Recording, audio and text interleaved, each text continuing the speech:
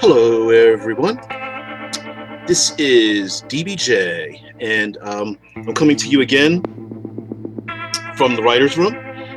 This video is about, if you can see this, and those who are listening, to give you some more information, is our latest release from Cinematic Environs, labeled Aquatic Depths.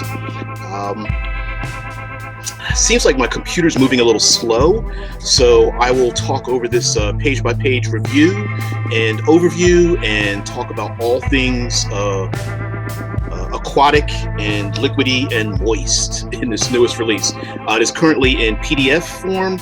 Probably by the time I release this video, it will also be in print on demand, and of course you can find it at DriveThruRPG and search for Critical Hit Publishing, and there is a link below the descriptor. All right, so right here we have our cover, of course. Excellent work by Captain Gothnog, and as you can see, we have ourselves someone who is truly in trouble. I hope that's not Cthulhu, but whatever it is, he's in trouble. Dead buddy drowned next to him and a lady coming after him. Of course, we have ourselves, our credits, and all of us involved in the writing of this and other supplements.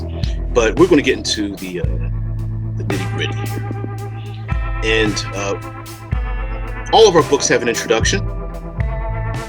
Starts out with the rule of three, as all of our all in this series of cinematic environs starts out with the rule of three. And of course, the purpose of that is to establish a generalized how one word in our title is cinematic and then environ. So we want to know about, well, how do you go about creating a game that is cinematic? And we give you, in general, 3 ways of describing your game. Depending on how many rolls you want, how realistic you want things to be, how deadly, and then how cinematic. You know, do you really want your players to be able to pull themselves out of the fire? Is this about larger than life heroes? Then you want them to be able to resist a lot of those dangerous elements. Man, it is moving slow. Okay, we start here with Aquatic Adventures, and this is our overview from a mechanical standpoint for using an aquatic environment. All right, so we want to, not all aquatic environments need to be deep ocean, going into, you know, finding Atlantis, right? Sometimes you just want to add the element of water into your games, whether it's a sunken castle, or it's getting treasure at the bottom of a lake, or characters diving to the bottom of a giant waterfall. Sometimes you want to add those things. So in here, we have a couple of suggestions and about using water without not necessarily going into a large ocean, or, you know, deep sea sailing or something like that. And then we have ourselves Aquatic Actions, and those are like, basically you can use this beginning portion as, okay, I don't really need to use all the rules in this book. Let me just use the basics, and that's what this is about. It's using the basics. Okay, you're using weapons, blunt weapons, slashing weapons, piercing weapons. Which ones? And of course, walking or running through water. The next section, we have communication underwater. We have ourselves a couple of suggestions here. We've got touch talking and echo calling. We have ourselves there we go. Cave carvings, and using flickers to communicate with those who are very far away, because when you're underwater, very difficult to communicate with others, right? Our next section, not necessarily our next chapter. Come on, computer. There we go. Are aquatic contests and chases. And because of this three-dimensional world, as you're deep in the ocean, you're going to have plenty of opportunities where aquatic creatures, giant sharks, kraken, piranha, electrical eels, merfolk, aquatic elves, whatnot, will be swimming and dodging and maneuvering around your player characters, as well as themselves moving around each other.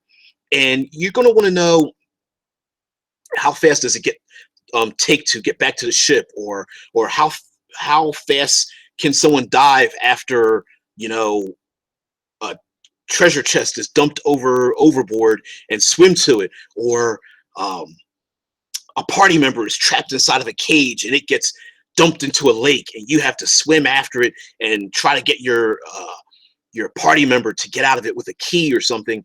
Well, how do you adjudicate those things? You know, how long does it take? How long can you last underwater? So we have ourselves here some rules for that, about contests and using contest points to make it more so for those who are very into theater of the mind and description, we have ourselves a way of adjudicating a contest over multiple rounds and finding out who gets the most points, or establishing a point parameter, usually 3 points, but you can establish any number, and then whoever gets to that point level first gets to win, right? And then we have basic rules: lung capacity and swimming endurance. Lung capacities, based on your constitution. Swimming endurance is strength and constitution, and what happens when you lose your lung capacity and swimming endurance, and the fact that they are completely entwined, but you can lose one over the other. For example, you can become extremely exhausted from swimming, but still hold your breath, and vice versa. Maybe you can't hold your breath any longer, but you can still swim on the surface of the water.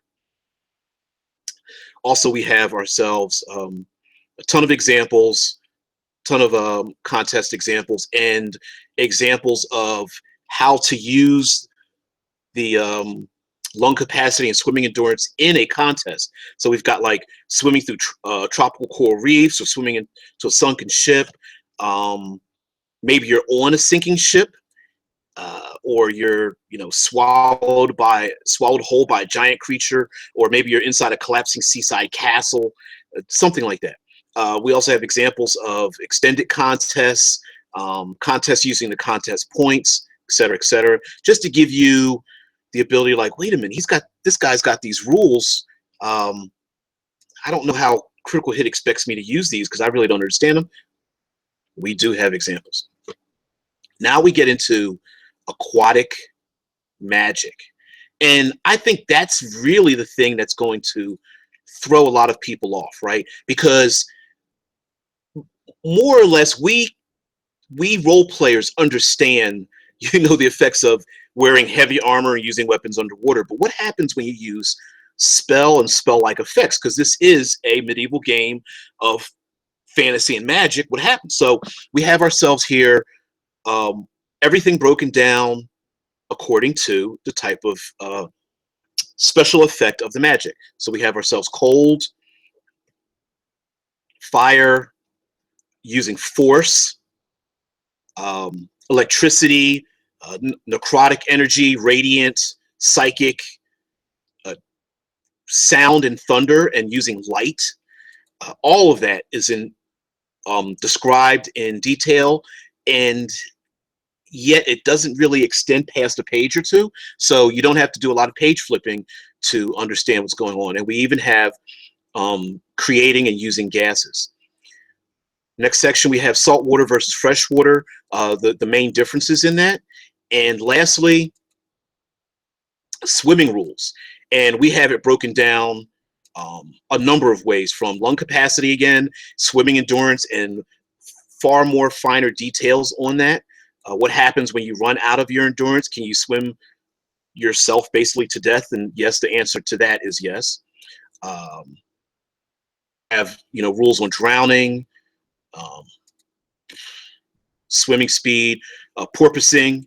Porpoising meaning, are you able to swim, to jump out of the water and grab something that is above the water level, holding your breath under stress, grappling and choking underwater, and of course recovery from drowning, hypoxia, high diving, um, encumbrance, and even an optional rule for those characters that cannot swim, right?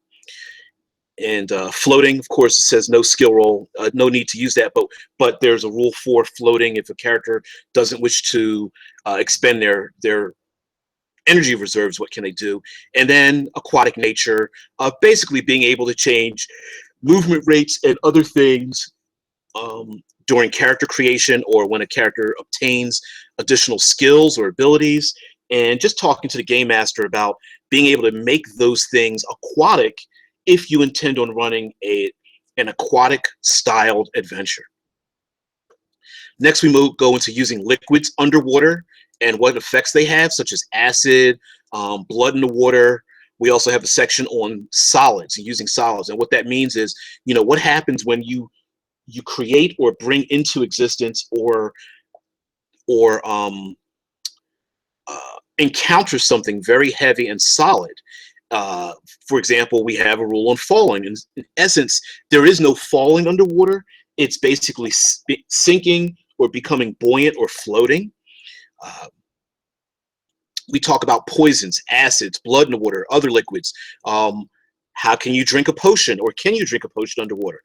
The general answer is yes, but other liquids tend to have different effects underwater because they become easily diluted if tight seal, let's say from your mouth to the opening of the container. We talk about powders, and not just releasing powders in water, but of course the powders that you have, maybe like sand or things, or silt on the bottom of the aquatic depths, whether it's a lake or the ocean or something like that. And although those who cannot hear can't see the excellent high-res imagery that Alex was able to place in his book, but it's awesome. So now we've gotten past the main crux of the book of rules. So right up front we have, like, what do I do when my characters get into the water? Maybe they opt to get on a sailing ship, and you're running a sandbox campaign, and you're like, wow, I didn't even think of this. So you have all your rules up front, but now you need some encounters. So we have here a very easy tables to generate some general encounters, maybe once a day, or maybe you want to make a couple of rolls and say maybe on a 1 in 6 chance that they encounter something when traveling through the ocean or under in the depths of the ocean. So we have here locations. Let's see if I can expand this out just a little bit. There we go. One more time.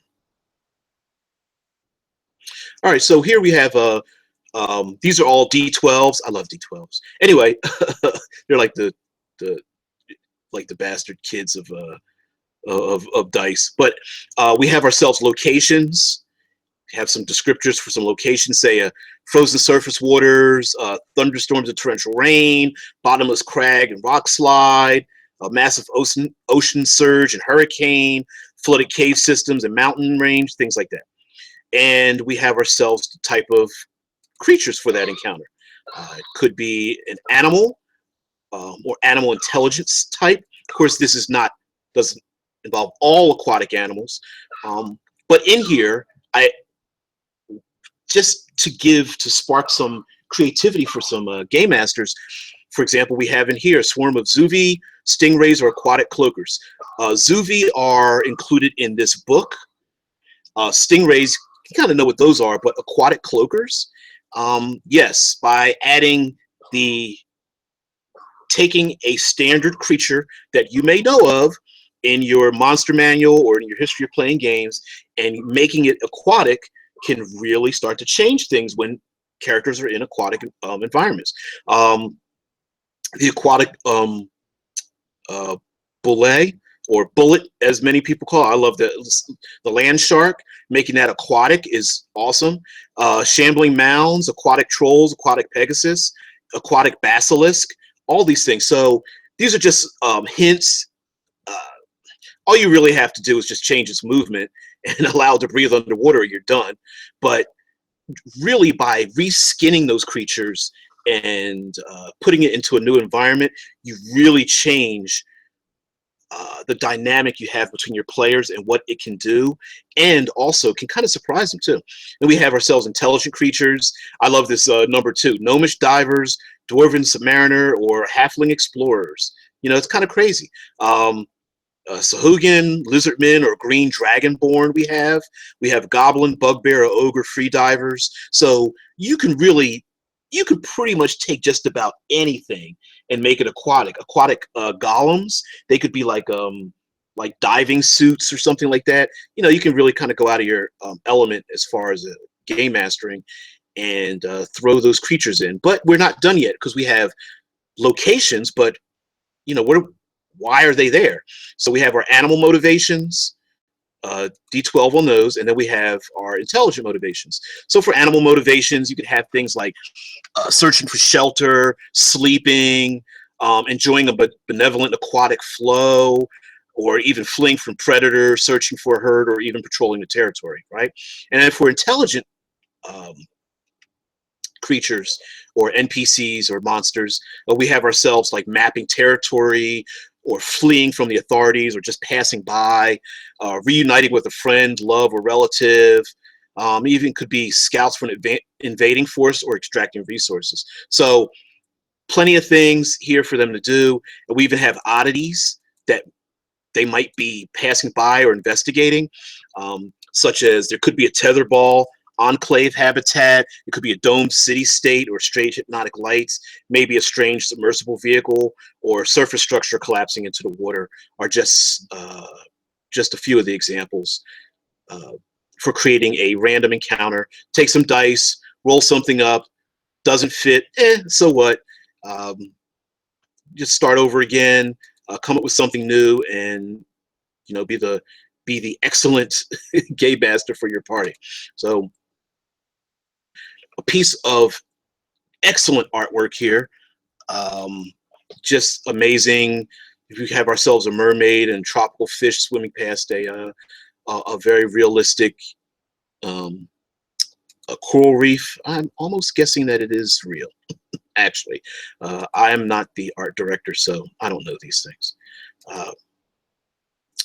Now we get into what kind of started the cinematic environs series, and these are like aquatic conditions, and these are conditions under the water where it comes to like crushing waves, drowning, disorientation, diving below the waves, undertow. You want to be careful of those things, and how game masters can use those against your players no matter what level they are.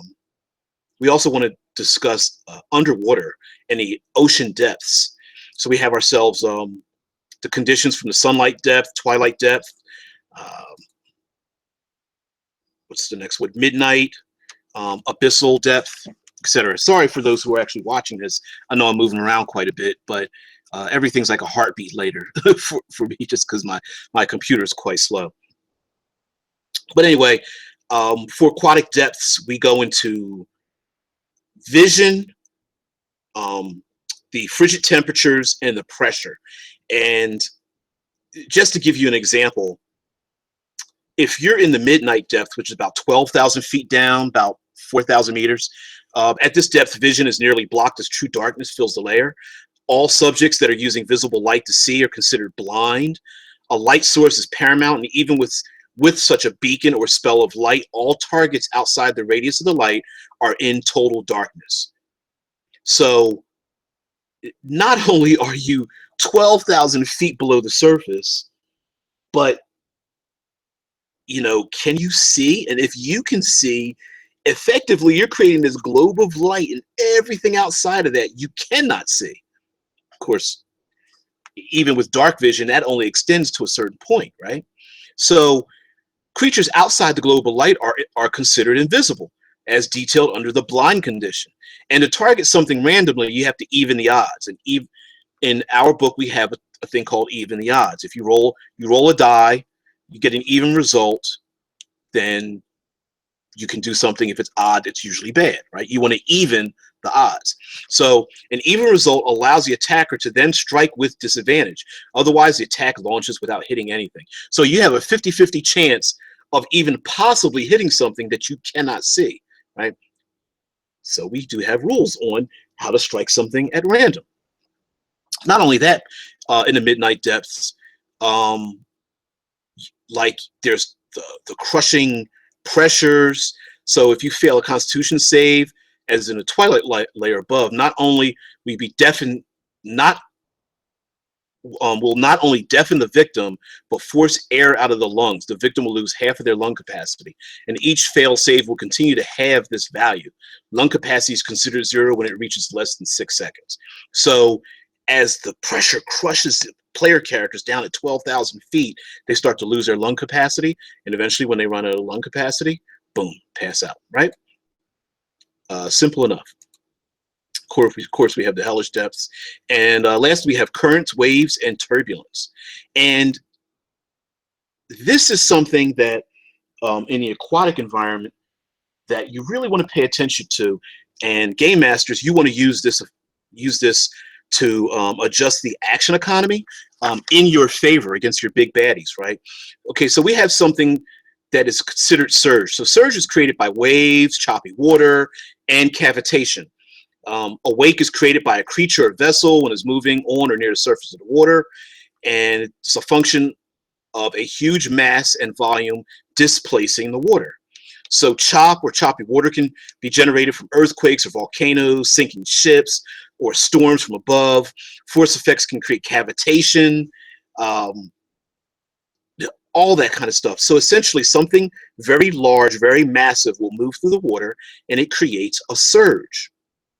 Now, it could be a force spell, something like Magic Missile or other force abilities. It could be a Titan walking through the water. It could be a Tarrasque. It could be a giant whale or any massive creature, but it will impart surge. And when the surge starts to move around, it basically creates this disadvantage for everybody in the area.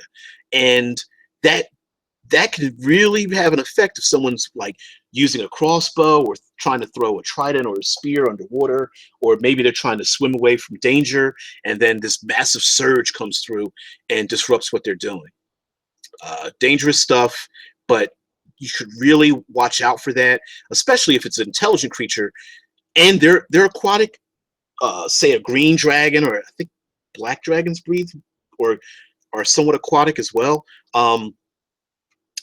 Even white dragons, like they can use that to their advantage. Giants, frost giants in the Arctic oceans, storm giants, cloud giants, they can use that to their advantage by just clapping their hands together or just slapping the water or kicking their legs. Just the fact they're walking is going to disrupt the water around the player characters, and that's before they even launch their first attack.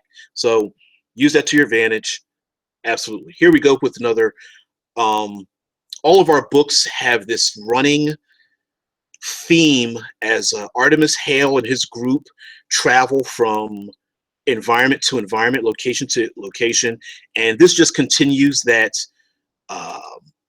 continues the diary as he continues his travel with his companions to go to parts unknown. I know I'm going kind of long on this, but here we go. We're going to go through this very quickly. We have cliffs, crevices, and chasms for our very first aquatic hazard. Let's go down. We also have, absolutely, we have our if-then, we have our changes. We got our fumble crit thing, such as hapless victim plunges into the unseen depths below. The rest of the party might well assume the character is dead, but they are still alive, trapped in a massive web suspended between the walls of the chasm. Or the victim is knocked unconscious for 1d4 hours, or victim sustains internal injury that is not immediately apparent. So all these things, and if you're not, you should be familiar with fumble crits. If you're not, you ought to be, because you got to join the critical hit family here. All right, a fumble crit table, very shortly, means what it sounds like: fumbles and crits. So if you fumble, you as a player character fumbles, or the game master has their NPC and they fumble, you go to that table. For a critical, this could be maybe a player character throws a spear or pushes an NPC off a boat, or you're in an aquatic crevice and you're fighting like an aquatic troll and you're wrestling with them, and then you get this crit. So you roll in a table, and the crit happens to the victim, to the one that's attacked, not the player character, but the target of the attack. So fumble crit, that's where that comes from. All right, so then we go into coral reefs. You got to have coral reefs. Beautiful picture, bright colors, trying to navigate yourself through a coral reef, tight areas, hard as steel, with things living in it. Got to watch out for some of the fish. Many of them are benign, but they can get in the way and be quite disruptive. Little eels living in there, things like that. Sea anemones. I'm pronouncing it incorrectly. I'm sorry, fishies. I'm destroying your scientific pronunciation. We also have ourselves, wow, how did I skip the hell past that? Come on back. There we go, dead calm.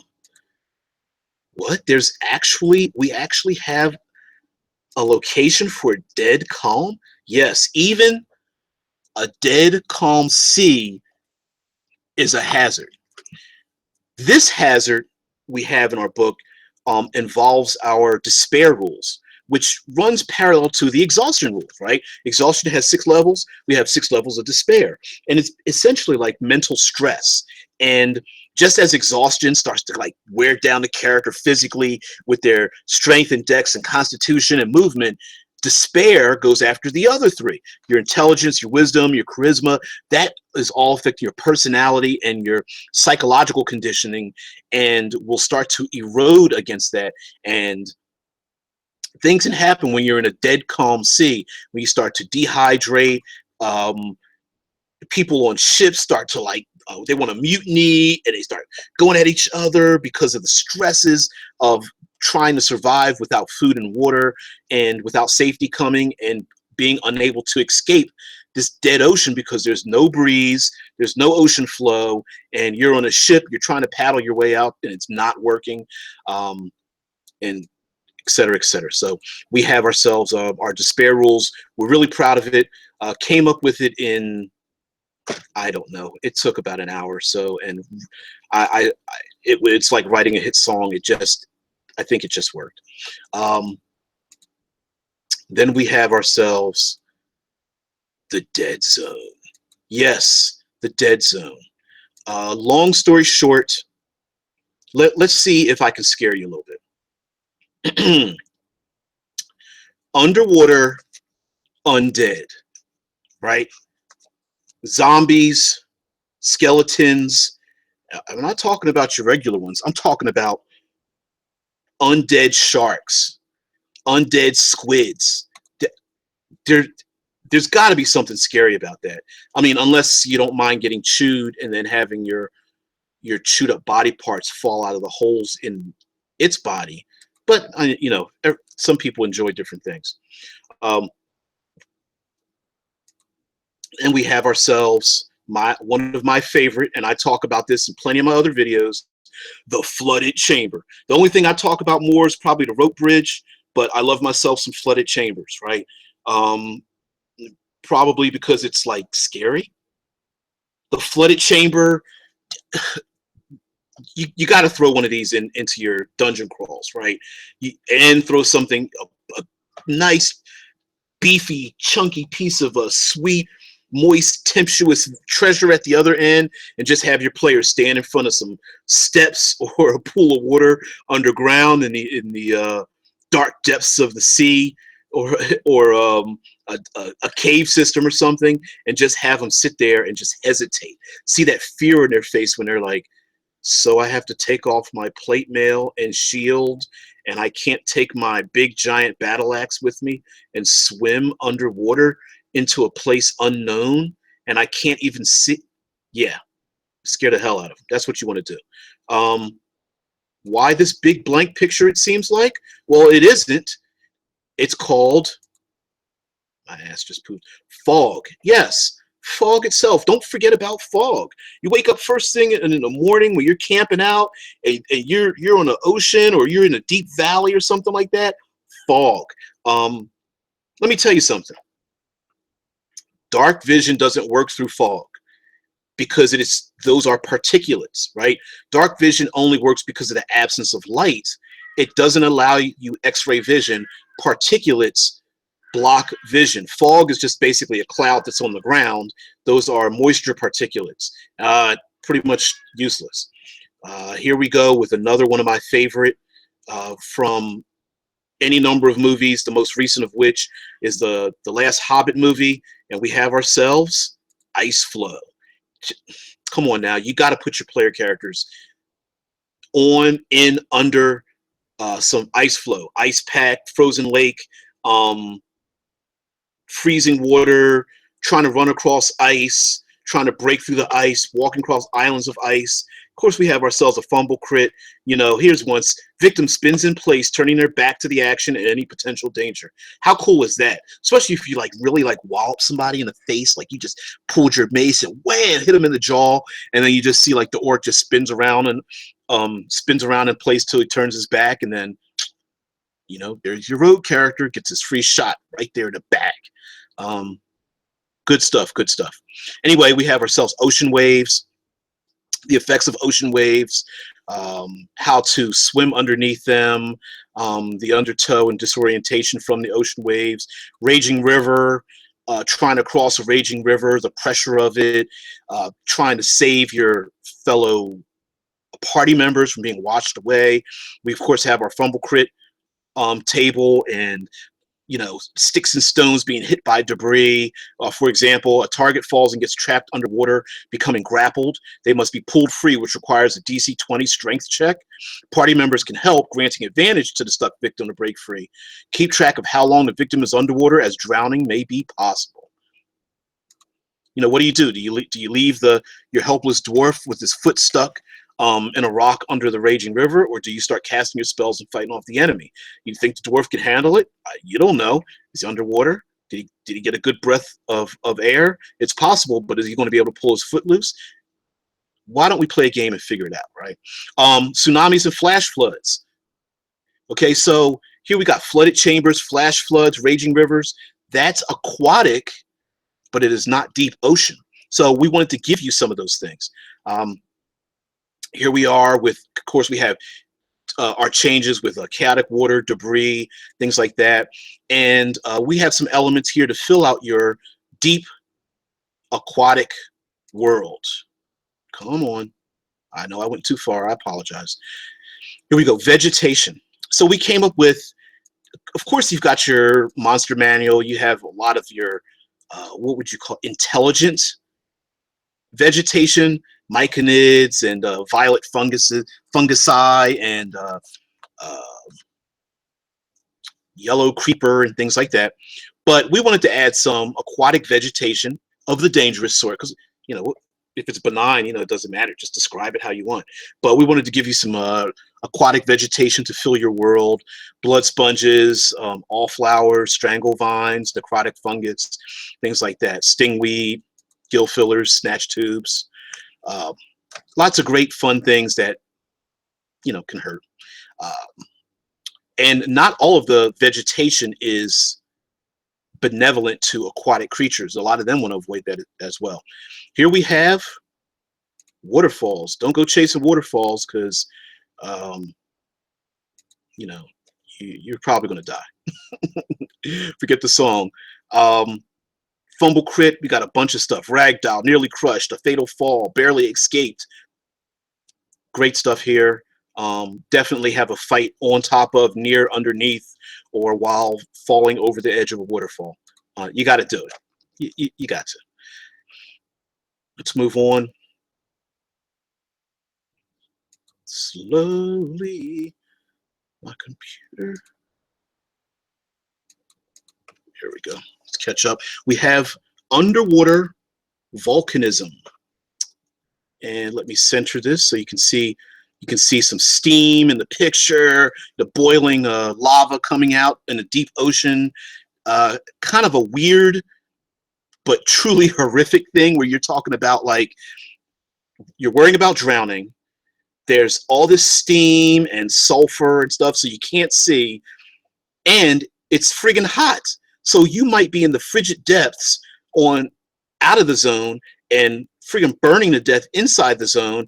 And if you're a water-breathing creature, you're probably going to be breathing in this nasty, poisonous, or acidic elements coming out of the ground. You do not want to be near underwater volcanic activity, which is exactly why you need to put your players near underwater volcanic activity, right? And you can't forget a whirlpool. You gotta have the whirlpool. Look at that little ship there getting pushed down a Titan's toilet. Look at that little brown stuff, like came out of Titan's rear end. It just, like, you know, pinched the loaf off, and then boom, now all your player characters are on there going down the hill. Here we are with the appendix. Always with our appendix, we got ourselves a new background, the Mariner. Much different than a sailor, okay? The Mariner background is like, for those in the comic books, it's Aquaman and Submariner, right? You prefer to be on your own in the water, like Speedos, bare chest, boom, jumping in the water. Same thing for you ladies. Speedos, bare chest, boom, right in the water. I mean, there's nothing separating you from, like, a bone knife, or maybe a stone knife, or maybe one carved out of obsidian, a big long trident, a net maybe wrapped around your shoulders like a cape, or around your waist like a skirt or something like that, or a cloak or whatever. Yeah, awesome. And that is the life of a mariner. Of course, you want to know, well, what special features do they have? I mean, yeah, you can make up all the personality traits. We've got all that. Weapon proficiencies, we have the karambit and the trident. I'm going to describe the karambit. It is a curved knife, like a saber-tooth's tooth. It is a knife that is held ice pick style with the point down. It is curved. The curve of the point points towards your target, and the other end of the knife has a hole, a ring that you put your index finger through. That's the best I could describe it. I suggest typing it and Googling it to get some images of it. It is a real weapon, used by mainly like a Filipino fisherman's knife, but it is turned into a weapon as a fighting style with it, and a trident. And we have ourselves the feature of the Mariner is aquatic nature. And so, a long story short, the Mariner is able to use their proficiency to add to their vital aquatic skills. I am moving this thing around. Come on. So if I can give you some details, along with many other things about, knowing your aquatic environment, whether you live near a river or a lake or the ocean. You add your proficiency to your constitution when measuring your swimming endurance. You add your proficiency to your athletic skill checks when in an aquatic environment. And you add your proficiency to your saves against purely aquatic threats, such as the environment and natural animals in your setting. And you are always assumed to take in a full breath of air whenever you enter the water. So, and there's a special note on this. It says, note, this special feature is significantly more effective than the features of other backgrounds. And the reason aquatic locations are rare, having a significant advantage in the water, is mitigated by its lack of use overall. So we put this note in there because if everyone in your environment, everyone in your campaign is underwater, then this isn't going to make much of a difference, right? Because the Mariner background is just going to accommodate with everybody else, especially if other people decide to choose the Mariner background, or they make characters like a ranger, aquatic druid or something, or a cleric of an aquatic deity. But If you are primarily outside of an aquatic environment, it's not going to have much of an effect because you're not going to encounter many watery locations. But when you do, this particular background will shine, and so therefore that mitigates other things. So we've got like personality things, like the ocean swallowed my loved ones. I have a special hatred for elementalists and those who worship the sea. Kind of different than you would think, but yeah, but Mariner. Or my mood changes as readily as the sea, from calm to violent. Or I will protect the rivers and lakes until my dying breath. That kind of thing. I have no respect for the ocean. It's infinite. Who cares how many creatures I kill? You know, personality quirks. We have ideals such as a duty. Maritime law says to save anyone in distress, even my enemies. Or secrets. Litter the rivers with the dead. The water tells no tales. Or there's bonds, like I'm next to run the family shipping and fishing business, or I saved the life of someone who was better left dead. Or to save the town, I'm an informant to the local constable about crime on the docks and at sea. Those kind of things, right? There's flaws, like I'm overdressed in anything more than a loincloth and a weapon. What's another flaw? No one is allowed to fish here. No one. Or I can't help but tell tall tales even when I know it's wrong. That kind of thing. So we have a new feat, seamanship. You have spent years working on large sailing ships, fishing boats, and city docks, and have developed the skills necessary for life on the sea.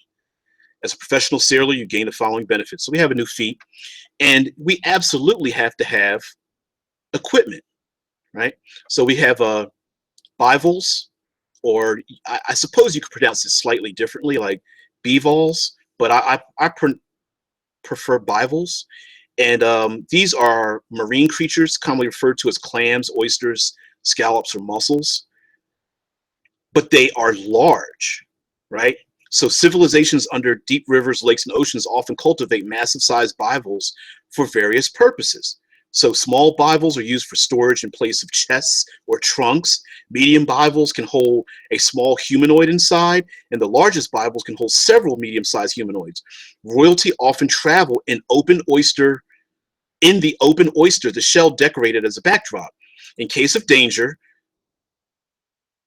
the shell can close, protecting those inside. Others use the larger bivalves to transport supplies, valuables, or slaves. They have an AC and hit points, that kind of thing. We've got breathing tubes, depth gauge, tridents, trap weeds, harpoons, and harpoon crossbow, the karambit that I was telling you about. The diver's oil.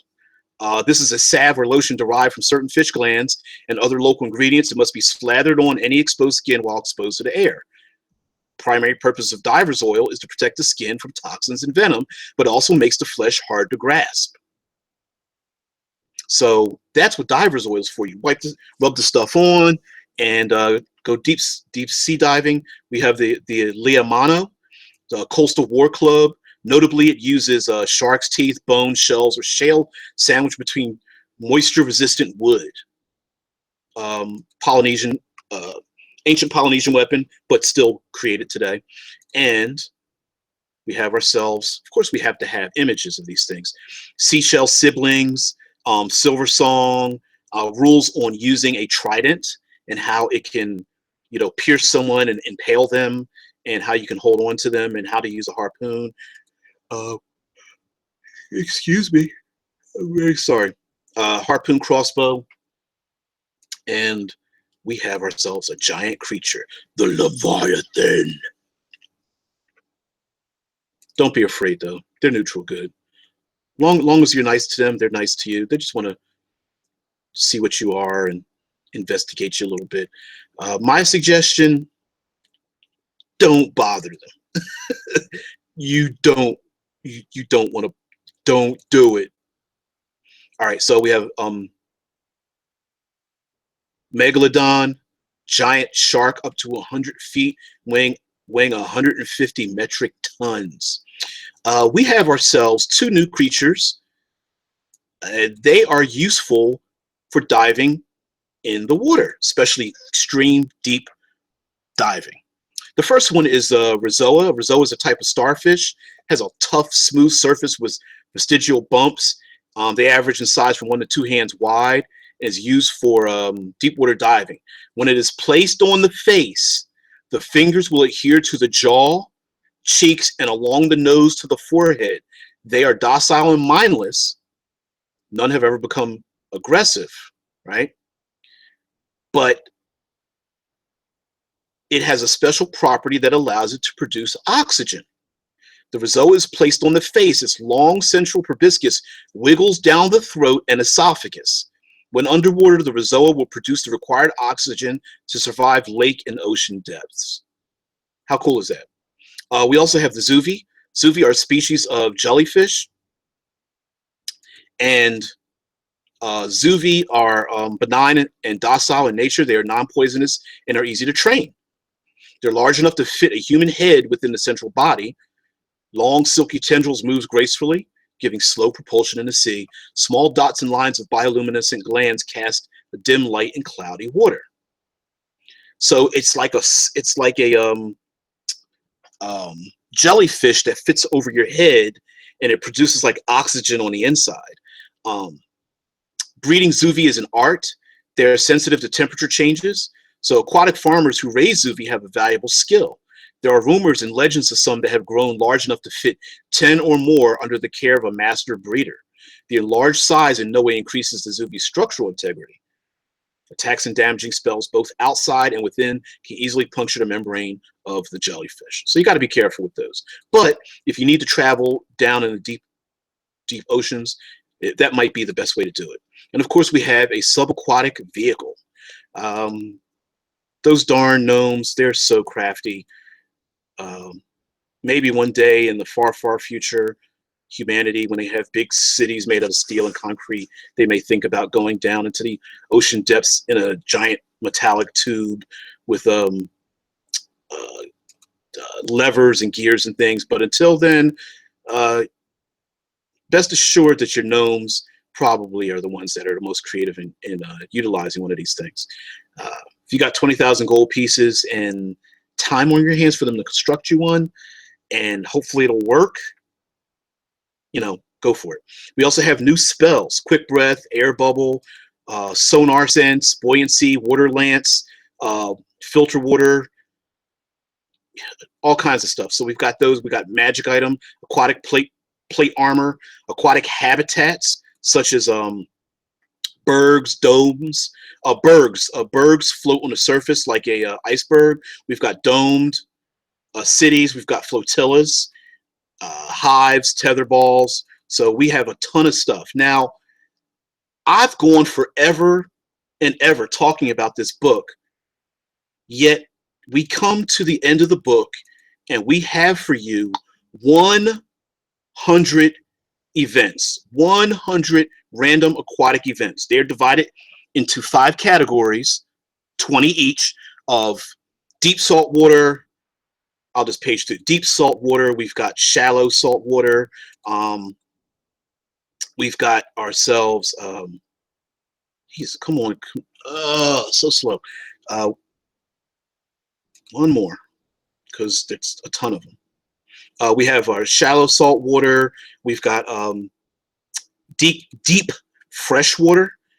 We also have shallow fresh water, and then we have our lastly is like rushing water. I don't even remember the name of it, and I helped write it too. That's not very smart of me. DP check. Not very smart. Moving fresh water, and so it's pretty apparent like what deep water, both salt and fresh, and shallow water, salt and fresh. The shallow waters, you're thinking like beaches, coves, near land, things that wash up on shore, or where humanity kind of intermingles with the water. But in moving fresh water, that's more like waterfalls, raging rivers, storms,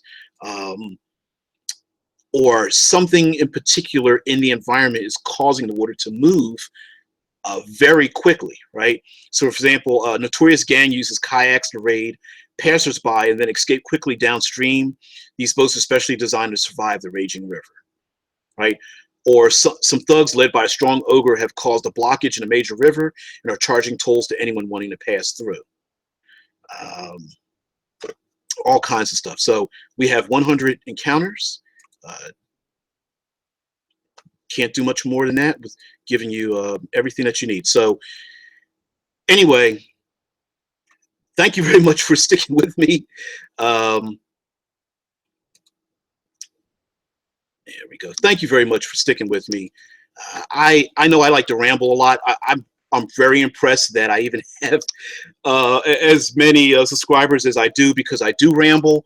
But I just wanted to give you an overview of the Aquatic Depths book that we just released and how it relates to the other books in the series, and our ultimate goal of creating a compendium of all the environments together and releasing them to the public to be hacked and slashed, man. Just have some fun.